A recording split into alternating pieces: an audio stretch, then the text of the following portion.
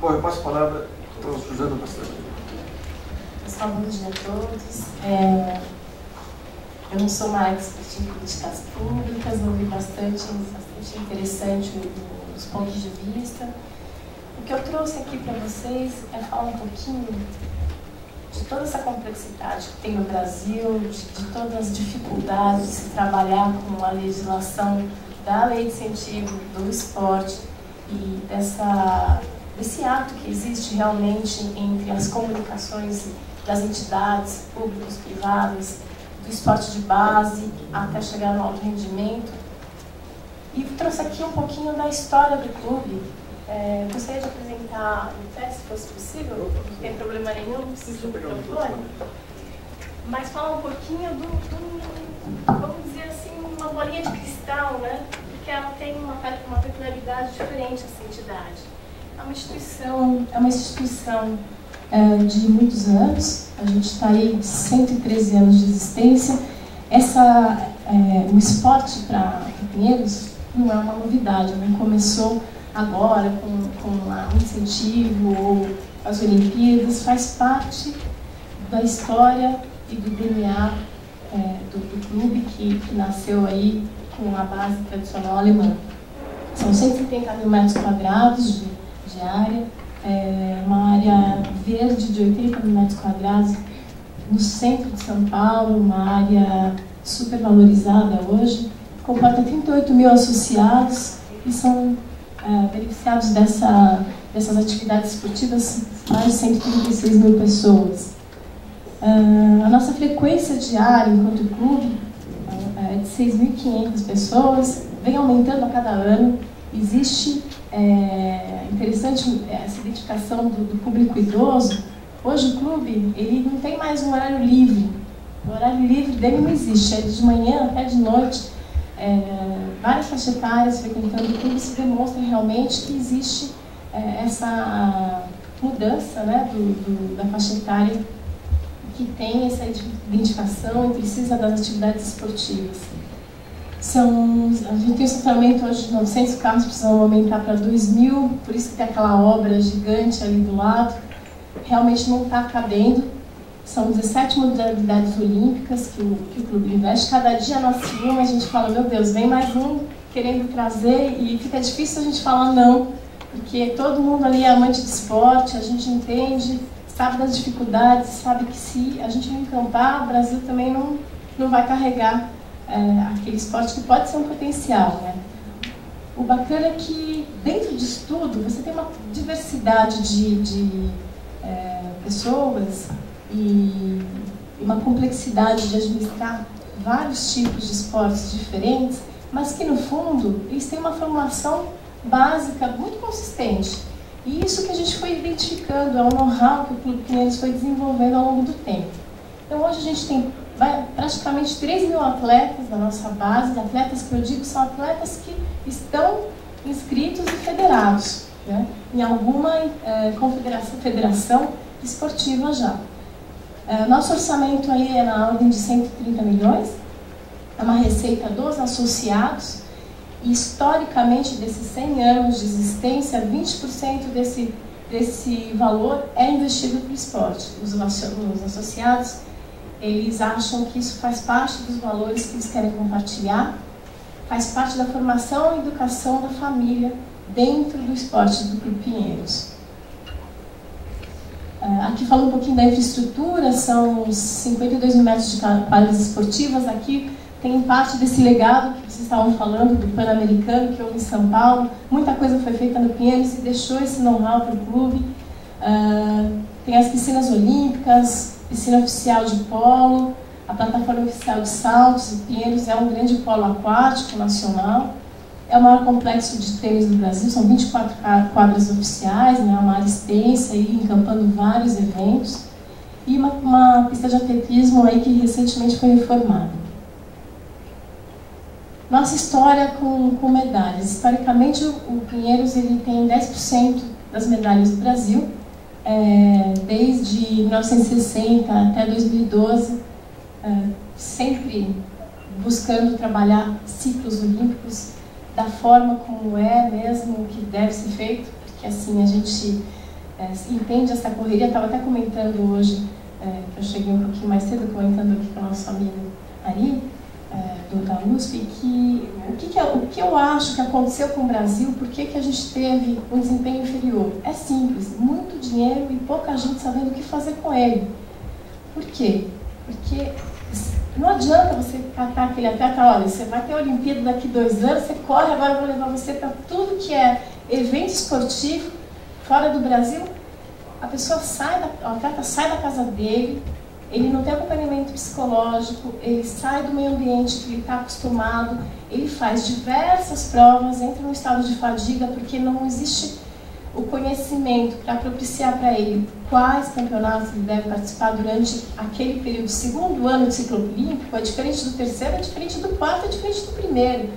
E essa identificação técnica, essa falta de conhecimento técnico dentro das organizações esportivas, dirigentes, é um problema para o clube também, porque a gente que conhece a base, conhece os atletas, que faz todo o processo de formação, de repente precisa entregar aquele cara que está quase pronto, seguindo uma linha de raciocínio estratégica para ele ter um alto desempenho, e ele se perde nesse caminho. Então, para nós é um desafio ter essa comunicação com o COB, com as confederações, não é fácil. Aqui um pouquinho dos resultados. Então, são 173 participações em Jogos Olímpicos, sendo que a nossa maior delegação, de fato, foi em 2008, e é reflexo, gente, da lei de incentivo, sim, mas aplicada de uma forma que não fugiu da nosso princípio de elaboração de projetos que existia desde sempre, porque o clube tinha uma técnica, um know-how para trabalhar com investimento ao atleta, independente da lei de incentivo. Então, o que a gente fez com ela foi apropriar nos nossos moldes. Eu acho que esse foi o modelo que resultou na eficiência e no sucesso. Menos interferência no início das confederações do que existe hoje, né? Hoje elas receberam também esse recurso, porque o Pinheiros foi o primeiro clube a fazer os projetos de lei de incentivo. Portanto, a gente estava esse passo na frente, conseguir estruturar a nossa estratégia e realmente nunca ficamos esperando, né? Eu acho que várias entidades privadas sabem disso, a gente não pode ficar esperando se a confederação vai ou não investir naquele atleta ou naquela estratégia que a gente vem traçando desde que ele tem 10 anos de idade. Então, o que acontece? A gente faz o trabalho. Quando existe muita interferência aí de quem é o atleta, quando ele está convocado, ele é atleta do Brasil, aí não é mais do seu clube, é muito difícil administrar essa questão, inclusive em termos de contratos. O Pinheiros foi pioneiro na questão de formatar contratos, inclusive debates com a Paula Gonçalves com relação ao projeto Petrobras, que indiretamente ela está atuando em prol das confederações, porque ela faz a gestão dos projetos para as confederações, mas a gente sentou e discutiu, bom, peraí, vamos colocar uma ordem na casa, porque não dá para eu cuidar desse atleta, meu patrocinador precisa dele aqui para um evento local e de repente ele está convocado agora para a confederação, eu não posso usar mais a imagem desse atleta. Isso é complexo esse assunto, a gente volta e meia volta nesse tema e discute bastante, mas com bom senso, gente, e harmonia, e principalmente com pessoas que conhecem esporte, é possível chegar num senso comum. Não é possível quando as pessoas olham para os egos, para a política, para o poder, mas em função e em prol do atleta e na qualidade do trabalho como um todo, então, ou seja, as pessoas que estão atuando com esses atletas precisam entender de forma holística, desde o nascimento desse atleta até aonde ele pretende chegar e o que o Brasil tem para ser um potencial olímpico, a gente consegue estruturar. É sempre um desafio tratar com muitas confederações diferentes.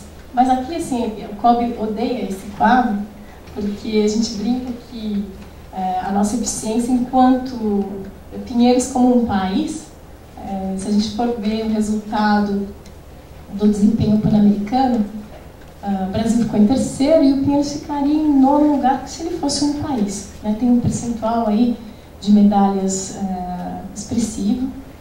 A gente realmente investe, o nosso atleta, do ponto de vista Pinheiros, eu vou falar isso um pouquinho mais tarde, o nosso foco não é aquele atleta que aparece na mídia. Claro que a gente precisa das referências, é importante para os nossos atletas de base terem lá na sala, no treino, nas quadras, aquela pessoa que é uma referência. Mas é muito mais para estimular a que ele fique no esporte, para ele seguir de exemplo, do que a exploração de comercial ou de mídia. A gente sabe que no momento que ele vira um ícone nacional, um ídolo, provavelmente o Pinheiros vai perder esse atleta, ele vai ter muito patrocínio, ele vai ter muito acesso assediado pelas mídias.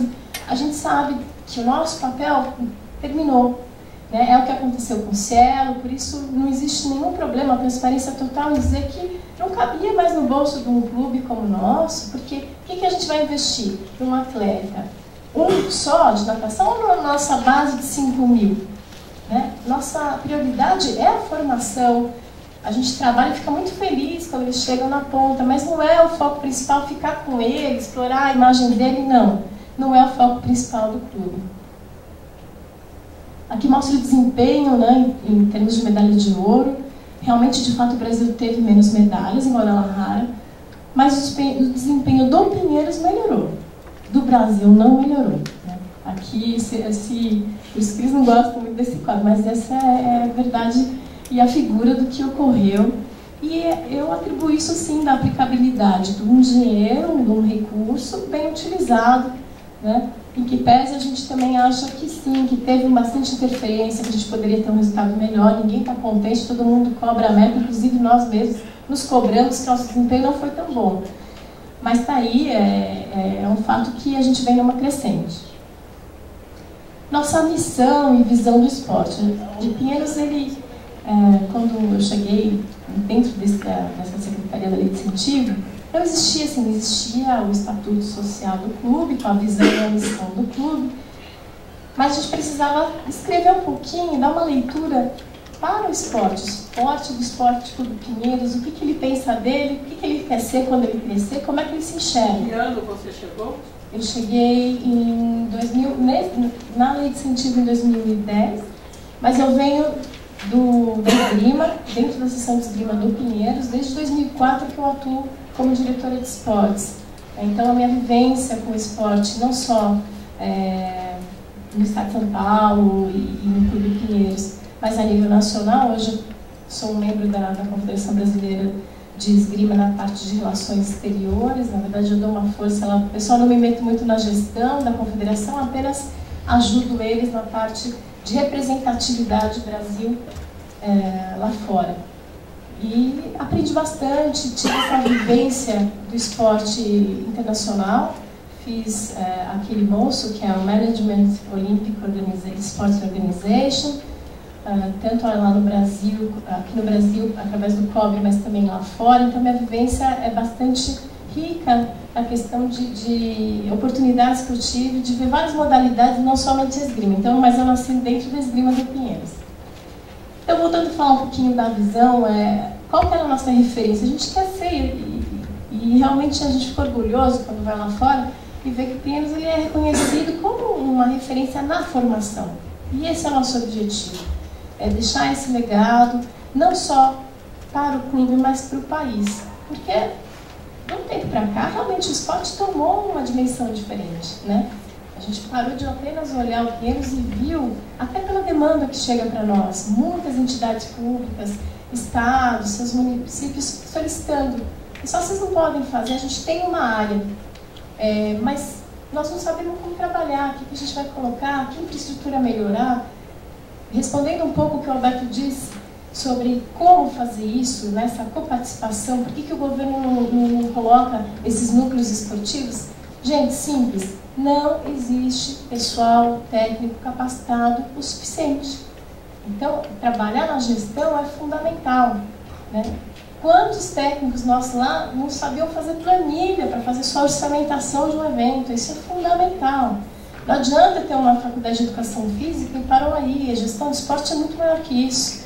Então, a gente notou, até pela procura de parceiros, que vêm até o Pinheiros buscando o quê? Know-how. Ele não vem lá para assistir um jogo, para olhar uma quadra, para olhar como é que um técnico executa a função. Isso até o Brasil tem caminhado, né? Vamos dizer muitos técnicos do Brasil vão lá fora, têm a oportunidade de se informar e aprender, mas a gestão é muito precária ainda. Então a gente é muito procurado para estar dando esse suporte na gestão como um todo, desde de fazer um projeto, de identificar o tamanho dele. Chegou em uma entidade, tipo Campinas, tem um núcleo esportivo, com piscina e tudo mais, várias quadras, e nos solicitou que tamanho que eu preciso. Depende de que público você quer atender, quantas pessoas, quantas crianças, adultos, idosos, de que formato. E a partir dali, desse escopo de trabalho, a gente começa a criar uma solução. Então eu acho que um pouco da dificuldade é não entender, tem aquele ativo na mão e não entende como é que pode aproveitar aquilo, né? Esse é o legado que o Pinheiros busca trabalhar em conjunto com as entidades públicas e governamentais. Nossa missão com tudo isso é capacitar mesmo, tecnicamente, tanto os atletas quanto o nosso corpo técnico, dando toda por modalidade, né, porque é muito importante conhecer cada modalidade para poder fazer essa atuação, promover a valorização da cidadania por meio ambiente, meio do esporte, respeitando o meio ambiente. Acho que é uma coisa muito bacana que tem dentro do clube, é que mesmo fazendo esses projetos de lei de incentivo, que teoricamente não tem uma contrapartida social, o clube ele tem que fazer essa contrapartida social pela valorização ética e moral que ele mesmo cria como legado para os seus associados, para os seus patrocinadores e parceiros. Então a gente faz, por exemplo, uns projetos muito bacanas que teve muito sucesso em São Paulo. Foi o projeto Céus e Água, onde o Pinheiros levava a sua equipe de natação dentro dos céus, dos projetos Singapura da Vida, fazia workshop, fazia uma clínica com as crianças, e daquela base de 5.000 fazia-se uma seleção de 400, depois de 440, 50. Os técnicos iam até nossas instalações enxergar como é que a gente trabalhava. Esse intercâmbio cultural foi muito bacana, as crianças adoraram, nadaram com o Cielo, com o Felipe França, com o Bruno Fratos. A gente via o resultado que isso traz, por isso é importante para nós esse valor de referência.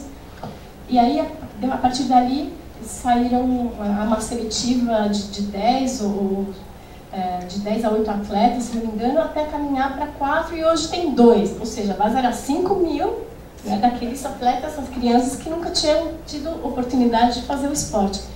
E se tornaram apenas 2, onde ele recebe bolsa de estudos, toda a parte de patrocínio do clube, ele recebe como se fosse qualquer outro atleta nosso. Ele é absorvido pela nossa estrutura.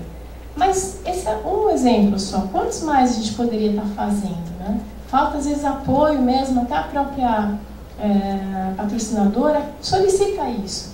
Só que, de novo, né, é difícil a gente não ter uma política clara nessa parceria também, porque muito fica da responsabilidade do clube formatar, desenvolver e busca a criançada, leva a criançada. Quer dizer, a gente precisa de um suporte dos parceiros públicos também para poder fazer esse trabalho de uma forma mais consistente e diversas vezes. Não adianta fazer uma vez só, né? E em vários esportes.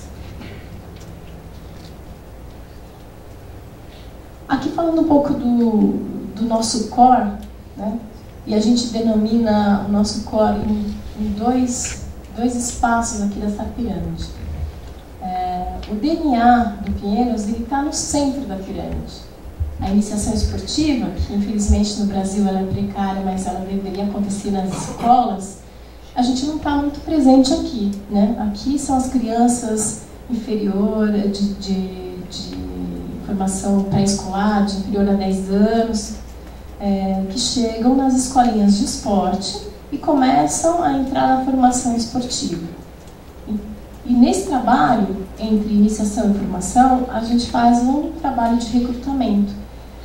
Parte das escolas de formação esportiva dentro do Pinheiros, elas são interligadas.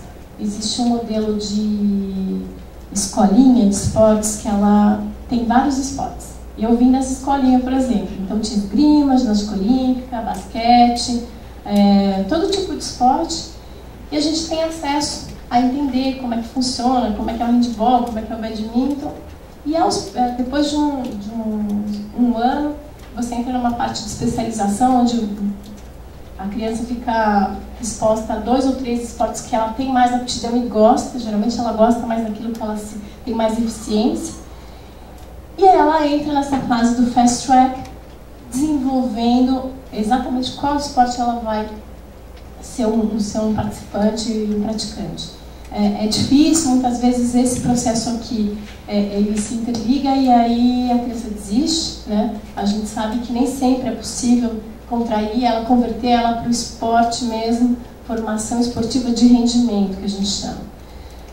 Mas chegando dos 14 anos a 19, ele entra nessa fase da formação, que a gente apropriou como Next Generation, e aqui sim, a nossa meta entre verbas que vêm do custeio, ou seja, da receita do próprio associado e da lei de incentivo, é o grande diferencial que o clube tem em campo, aqui mais de 600 atletas, para que a gente possa fazer e seguir um caminho de formação essencialmente. Uma das áreas, que aí eu digo que elas são em comum com qualquer esporte, e isso no clube a gente enfatiza bastante, é o nosso centro de CIA, que é o Centro Integrado de Apoio ao Atleta.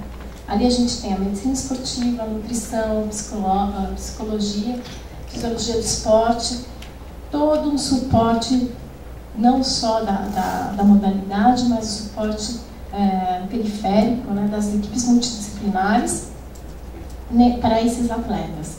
Essa é a grande diferença. Ali a gente consegue identificar como é que o pai dele, a mãe dele, enxerga a atuação do filho, incorporando um esporte, participando de uma instituição esportiva, quanto que esses pais apoiam, como é que a família é, quer dizer, ali tudo é tratado para que a gente dê o melhor suporte possível para essa criança realmente progredir se ela tem um potencial. Temos vários casos que a natação é uma pressão muito grande, a criança fala, não consigo acompanhar, ela acaba não se classificando e a gente identifica esse perfil e descobre que, peraí, para a natação ele não é tão bom, mas para o polo é maravilhoso. E readequa esse atleta para um outro esporte e ele se descobre. Então, existem várias tentativas até que ele desista. A gente tem que buscar nunca descartar a possibilidade de não aproveitar aquele talento, que pode não ser talento naquela área, mas tem uma predisposição já para o esporte. Isso é um grande ganho. Então, esse é um trabalho que não tem assim uma metodologia escrita ainda, está se fazendo, boa parte do Pinheiro já escreveu, mas que a gente percebe que é um grande diferencial. E isso foi feito por pais e voluntários e diretores, assim como eu, que vieram do esporte, que amam o esporte. O Pinheiros não tem uma estrutura organizacional, vou mostrar para vocês depois, ela é gigante, mas a gente tem conta mais do que só no esporte, que são 130 diretores trabalhando em prol do clube voluntariamente. Então, acho que essa paixão de fazer parte do clube, de vestir a camisa, de querer traduzir isso de gerações a gerações, aquilo que nos ajudou na formação, faz o diferencial desse clube. O que é MOD lá? MOD? Monitoramento CIA e... A mão de obra direta aplicada para esses recursos das modalidades. A sigla quer dizer? Centro Integrado de Apoio ao Atleta. Mão de obra direta. Mão de obra direta, ou seja, são a capacitação dessas pessoas que integram esse centro. Então, o fisioterapeuta, o nutricionista, psicólogos, né, todo o corpo da equipe multidisciplinar. E do alto rendimento, já aí sim, o recurso é um pouquinho mais limitado. Claro que eles são importantes, eles ajudam na captação dos recursos, eles são a imagem que o clube precisa mostrar para ter lá seus parceiros, mas o investimento e a grandiosidade, ela realmente prioriza a formação em termos de recursos, apesar que, como são 17 modalidades, o valor é grande igual, né? Mas o conceito do nosso alto rendimento não é o cara que está ali que ganhou medalha olímpica, mas sim aquele que a gente consegue colocar dentro da seleção nacional. Esse é o nosso alto rendimento. Então, aqui para entender um pouco da estrutura organizacional, a gente tem uma equipe aqui, ó, presidência, essa é a minha caixinha que está em vermelho, é a minha tarefa aqui, árdua, de entender todos esses esportes que fazem parte do Esporte Clube Pinheiros, no alto rendimento e nas suas bases. Importante dizer que nem todos os esportes, futsal, por exemplo, é um esporte que a gente investe na base, mas ele não tem alto rendimento. Vocês notam que futebol aqui não é uma prioridade para o clube. Aliás, esse é um dos motivos que a gente consegue investir no resto, né? Não dá para investir no futebol e no resto. Então a escolha do clube sempre foi uma tradição poliesportiva. Então a gente tem a escolinha de esportes, tem o handball, enfim, as escolinhas, que tem sua própria administração, integrada à preparação física, mental, nutrição, aqui a nomenclatura do centro, biomecânica e audiovisual, dando suporte para todos esses esportes aqui, sim, de alto rendimento, integrados com a gestão dos recursos, que é a minha parte aqui da administração da lei de incentivo, associada ao marketing esportivo e assessoria de imprensa. Eu preciso ter isso interligado para conseguir ter uma comunicação única com as organizações, com os investidores, comunicar sobre perfil de investimento, enfim. Aqui a gente fala um pouquinho da institucionalidade do clube. Bom, o Pinheiros ele foi realmente o pioneiro, foi o primeiro modelo aí de projeto, muitos ajustes, tá? A lei, eu posso dizer para vocês que não estava pronta quando ela nasceu, muitas coisas o próprio Ministério teve que rever, e a gente fazia isso assim, mas Ministério, o que você está querendo não existe. Exemplo, vou ter uma competição internacional na Coreia, no Japão, aí teve o tsunami, não dá para ser no Japão, mas o Ministério não entendia que teve uma alteração no calendário, e isso foi para a Coreia, não está mais no Japão. Não, você não pode gastar esse dinheiro, não tá, mas espera aí, essa prova é a mesma prova, está ali, foi orçada, foi aprovada, por que eu não posso trocar? Então esse tipo de debate ocorreu diversas vezes, e o Ministério ele foi se tornando um pouco menos rígido nesse sentido, por entender que o esporte é muito dinâmico. Um dos conselhos que eu dou para quem vai fazer um projeto de esportes é aquilo que você tem na sua prestação de contas, enquanto entidade, a sua contabilidade, as suas contas, que estão ali dentro da sua instituição, de uma forma privada, não podem se misturar com as rúbricas de um projeto desse. Aqui é outra prestação de contas, é outro tipo de controle, a gente tem que ter isso muito claro para não haver confusão, para não acontecer de alguém pegar o dinheiro, pagar, passar, você não vai ser reembolsado. Não façam isso. É um conselho que a gente dá de conseguir identificar que são contas diferentes, como se tivesse duas contas de banhição realmente diferentes e tratadas totalmente diferentes.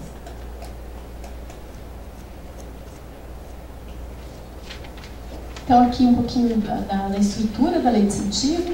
Eu aqui na assessoria da presidência com relação aos recursos, o Ricardo, o supervisor, o Ricardo Paulucci, o supervisor do planejamento estratégico, passada pela diretoria e responsável pelos relatórios gerenciais, a Mineira é coordenadora, e a Edinalva é assistente executiva e faz parte desse trabalho de contabilidade e controle que nós estamos falando. As áreas interligadas são várias, então é desde a comunicação, do nosso financeiro, dos clientes, que são os esportes competitivos, da gerência geral, do trabalho jurídico, dos contratos, todos os atletas têm contrato, marketing, medicina esportiva, planejamento de tecnologia, recursos humanos e suprimentos. Então é uma integração de um corpo muito grande de pessoas, um pouquinho maior que a secretaria, o Pinheiros tem 2.000 funcionários, e para a área de esportes, eu acredito que da administração, uns 80. Então, está quase o tamanho da secretaria. É por isso que realmente a gente precisa dessa estrutura macro. Aqui, eu coloquei um pouquinho desse trabalho, da dinâmica de como cuidar da lei de incentivo.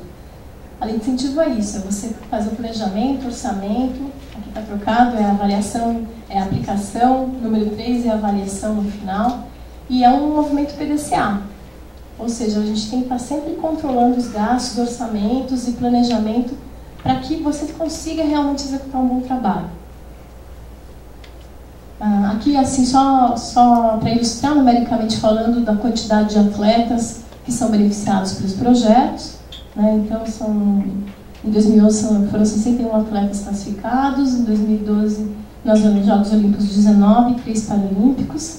A quantidade de atletas beneficiados da lei de incentivo passa aí dos seus 600. Os tipos de projetos que ainda estão aí em pauta, né, são projetos... A estratégia que a gente adotou foram fazer projetos um pouco menores. O Pinheiros tinha projetos grandes que englobavam todos esses atletas em diversas modalidades, e por conta da diversificação do tipo de patrocinador, inclusive, a gente teve que segregar em coletivos, aquáticos e terrestres, para que se tornasse também mais fácil na administração. Era muito complexo administrar todos esses esportes. Aí é um pouquinho da aplicação dos recursos por modalidade. Valor captado, aqui dos números que eu tinha até 2011, do governo federal. Os principais captadores: o Pinheiros captou 39 milhões desde o início da lei até 2012. Uma coisa positiva que a gente fez nessa gestão foi: eu já aprovei os projetos para 2013 e já captei esse ano 2,5 milhões para o ano que vem. Então, assim, é uma organização que foi se refinando para que a gente conseguisse não ficar lá aqui, você tem socorro, agora eu preciso protocolar tudo, não sei quando que vai ser aprovado, o patrocinador está esperando. Então, a gestão sendo mais eficiente, conseguindo antecipar a aprovação dos projetos. Aí um pouco dos nossos parceiros que acreditam nessa filosofia e trabalham com Pinheiros. E é isso, acho que o maior legado e o que a gente quer deixar aqui de recado é que o Pinheiros realmente, quando se trata dessa excelência na execução, se torna mesmo uma reputação para o país, é uma referência nacional, e a gente quer sair aí dos limites do clube e poder fazer um trabalho com as entidades que precisarem da nossa ajuda, do nosso know-how, falando aí em conduzir isso para umas parcerias com algumas faculdades, para que a gente fale sobre como promover essas modalidades da gestão esportiva. Eu acho que essa é uma contribuição que o Pinheiros quer, gosta, né? Os seus diretores, eles ficam felizes em poder falar em público, de poder passar um pouco dessas informações, e é uma forma de realmente ajudar o Brasil a investir nesse conhecimento que é tão carente. É isso, pessoal. Obrigada.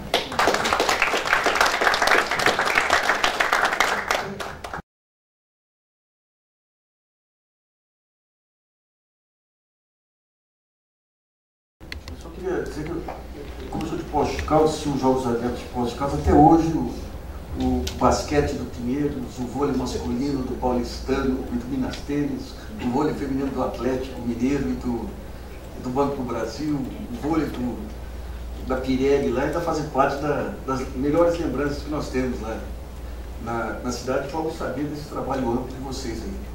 Bom, nós vamos fazer duas questões bem rapidinho aí, nós vamos por tempo. Primeiro, fazer assim uma crítica política, né, ao Alberto, de que em todos os lugares do mundo a interferência política na condição de política de esporte sempre é muito forte.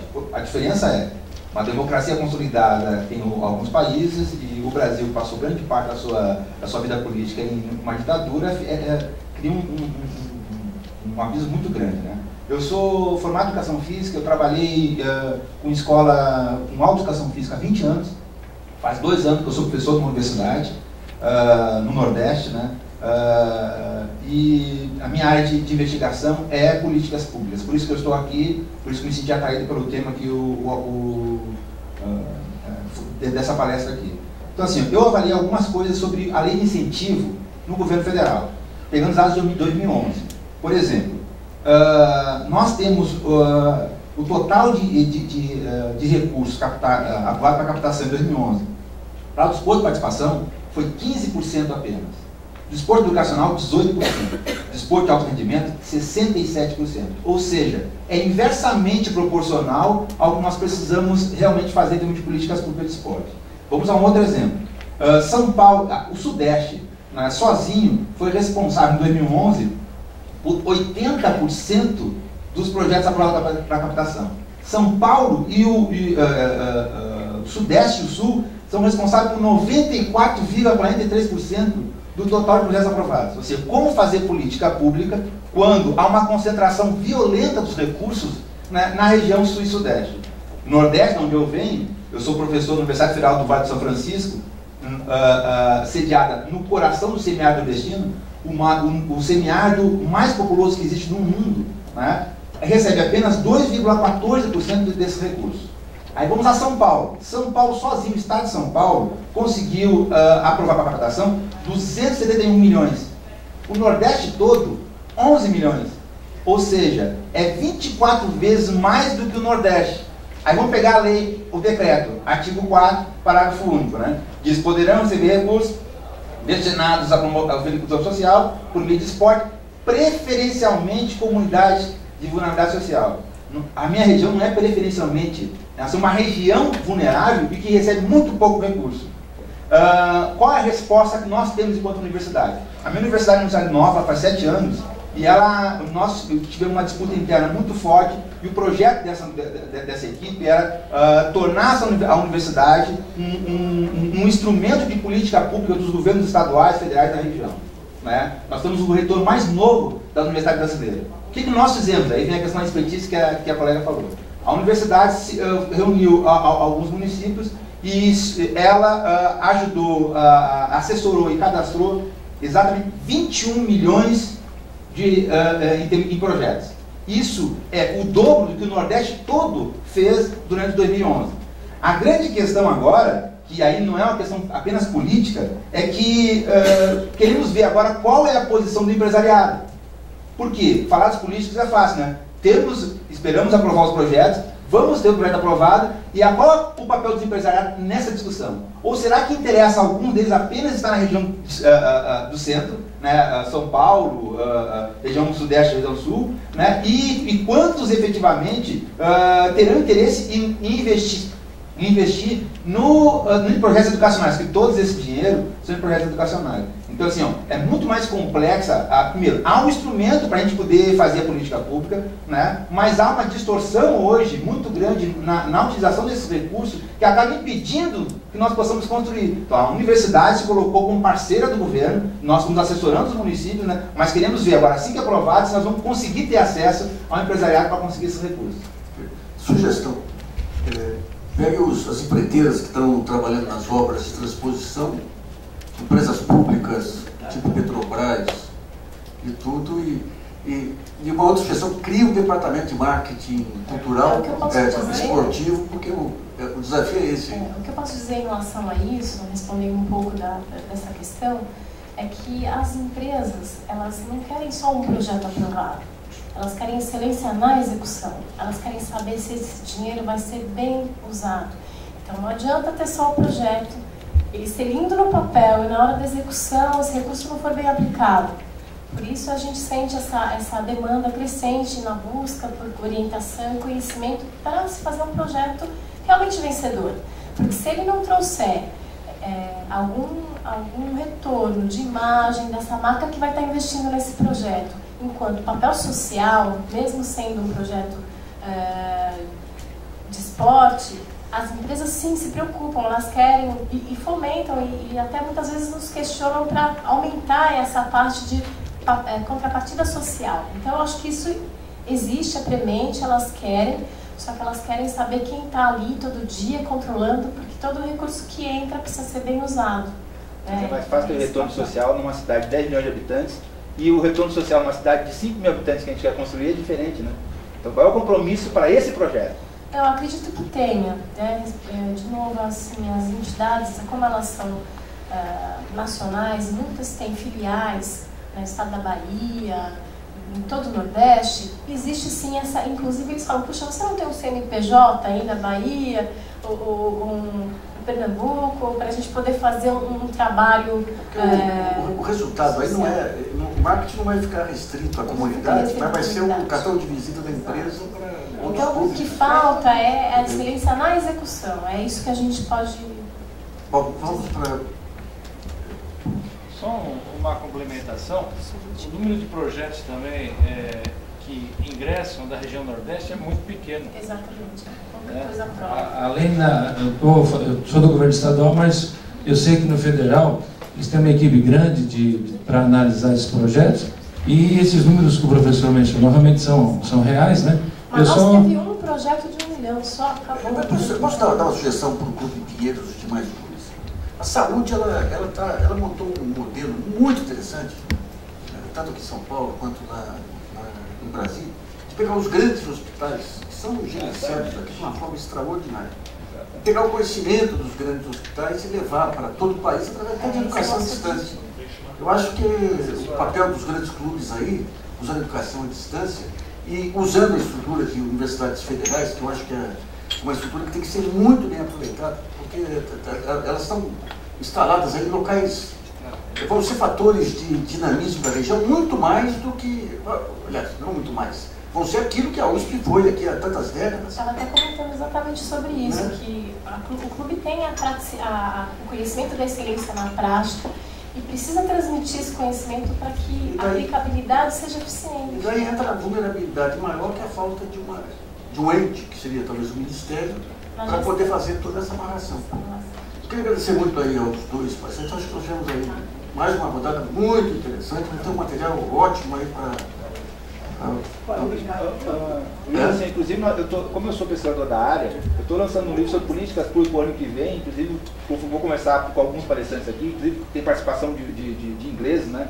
Que é uma discussão um pouco mais de políticas nacionais, discussão sobre políticas nacionais. Manda os trabalhos para divulgar. Eu só quero lembrar que esse negócio de CNP, que outro dia eu tive uma briga com a Universidade Federal de Pernambuco, que eu ousei ironizar um sujeito lá da Universidade Federal de Pernambuco, que conseguiu uma bolsa CNPq de 6 anos para estudar os efeitos da mudança da lei do impedimento na Inglaterra de 2002 e 2005. Eu acho que essa questão dos modelos esportivos mereceu uma atenção maior, né, do CNPq. Muito obrigado, então, aos senhores.